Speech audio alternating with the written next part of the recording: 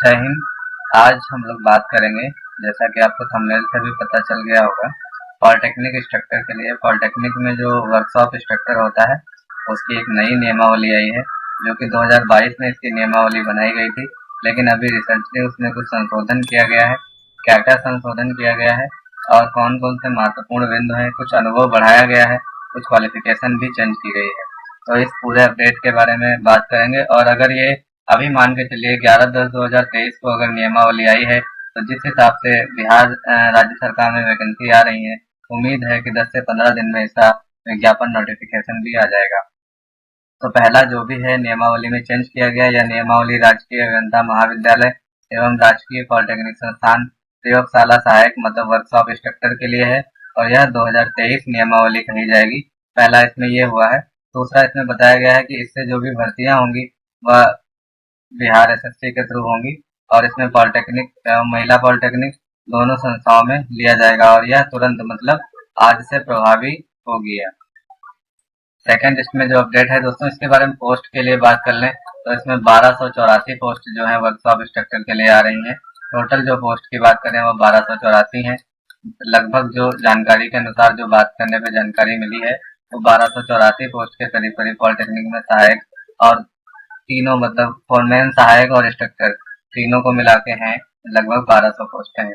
अब इसमें क्या क्या चेंजेस हुए हैं वो महत्वपूर्ण बिंदुओं पर हम बात कर लेते हैं। पहला, प्रयोगशाला सहायक एवं तकनीकी के लिए जो है ये, इसमें इन्होंने क्या किया, एआईसीटी से मान्यता प्राप्त जो है डिप्लोमा होना चाहिए। ये यहाँ पे आईटीआई भी पहले था, लेकिन अभी संशोधित कर दिया गया है, आईटीआई को हटा दिया गया है।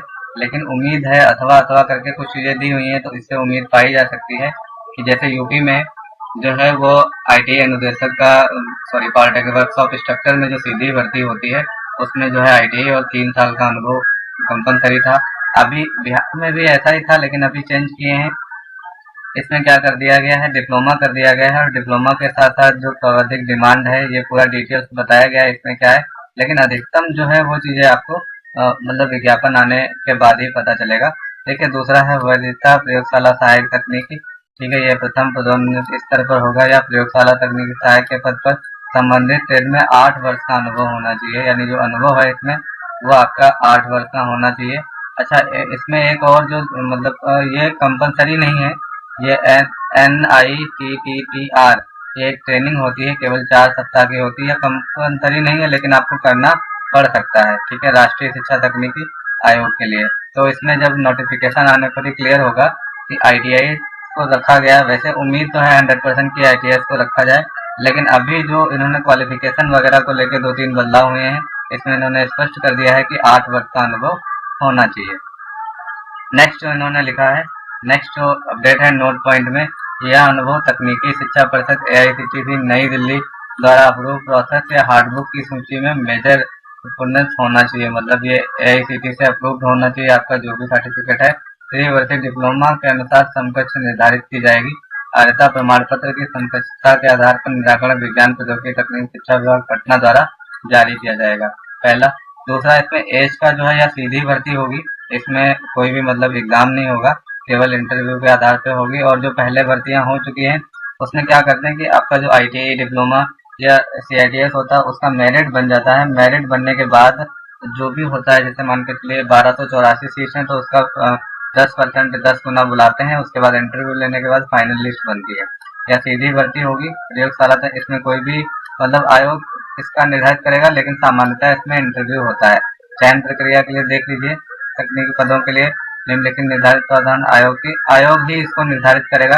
यानी इसमें जो अधिकतम चीजें हैं वो आयोग का नोटिफिकेशन आने के, जो वैकेंसी नोटिफिकेशन है, उम्मीद है कि अब से 10 से 12 दिन में नोटिफिकेशन आ जाना चाहिए, यानी अक्टूबर लास्ट तक इसका नोटिफिकेशन मिल जाएगा। अच्छी वैकेंसीज हैं, आप लोग इसकी तैयारी कर सकते हैं और इसमें अप्लाई कर सकते हैं। दूसरा, इसमें जो आउटसोर्सिंग या संविदा पर पहले से पढ़ा रहे हैं उनके लिए सेम आईटीआई स्ट्रक्चर जैसा प्रावधान है। प्रति वर्ष के लिए 5 अंक दिए जाएंगे और अधिकतम 25 अंक प्रदान किए जाएंगे। 6 माह से ज्यादा या 1 वर्ष से कम की अवधि में 1 वर्ष पूर्ण माना जाएगा। 6 माह से ज्यादा या 1 वर्ष से कम 1 वर्ष पूर्ण माना जाएगा। इसमें जो वेटेज है, वेटेज के लिए कुछ इस तरीके का फार्मूला लगाया गया, अधिकतम अंक परीक्षा में प्राप्त अंक इंटू 25/100, इस तरीके से जो इसकी मेरिट है वो बनेगी। कि ये मेरिट वाला जो भी गणित है ये हम नोटिफिकेशन आने के बाद आपको बेहतर क्लियर कर देंगे। विभागीय संविदा है वो 5 साल से कर रहे हैं, 6 साल 8 साल से, तो उन लोग को अधिकतम 25 अंक की दिए जाएंगे। नेक्स्ट जो इसमें अपडेट हुआ है जो एज को लेके है, एज को लेके मैं आपको बता देता हूँ। उम्र सीमा आरक्षण वगैरह जो भी अदर वैकेंसीज में रहते हैं सेम ही है, कुछ चेंज नहीं है। जो आयु सीमा है वो मिनिमम जो है 18, न्यूनतम जो है वो 18 वर्ष होनी चाहिए। अधिकतम देखिए इसमें लिख भी दिया है, अधिकतम सीमा वही रहेगी जैसा राज्य सरकार या विज्ञापन द्वारा निर्धारित किया जाएगा। जो भी जब विज्ञापन आएगा राज्य सरकार द्वारा वो निर्धारित किया जाएगा, इसके लिए कोई भी मतलब वो नहीं है। वरीयता के लिए अगर बात करें तो प्रत्येक वर्ष अप्रैल माह में पद की नियुक्ति करता है, तो मतलब अप्रैल माह में नियुक्ति हो जानी है ऐसा लिखा हुआ है, तो मतलब है कि वैकेंसी आपकी अक्टूबर या नवंबर में संभवतः आ जाएगी। इसमें पूरा डिटेल्स में है, बाकी कुछ खास अपडेट नहीं है। पूरा जो भी अपडेट था हमने आपको बता दिया, और ये रिसेंटली अभी 11/10/2023 को बनी हुई नियमावली है, तो आप इसकी तैयारी कर सकते हैं। अगर आप हमारे साथ कंटिन्यू बने रहेंगे तो इसका जब भी नोटिफिकेशन या वैकेंसी आती है लगभग 10 से 15 दिन में पूरी आशा है कि आ जाएगी, तो हम आपको अपडेट करते रहेंगे। दूसरा जो अभी रिसेंटली इंटरव्यू यूपी के हुए हैं उसका पूरा डिटेल्स वीडियो, उसमें क्या क्या पूछा गया, कैसे पूछा गया, वो पूरा डिटेल्स वीडियो हमारे चैनल पे उपलब्ध है, आप जाके देख सकते हैं। Thank you.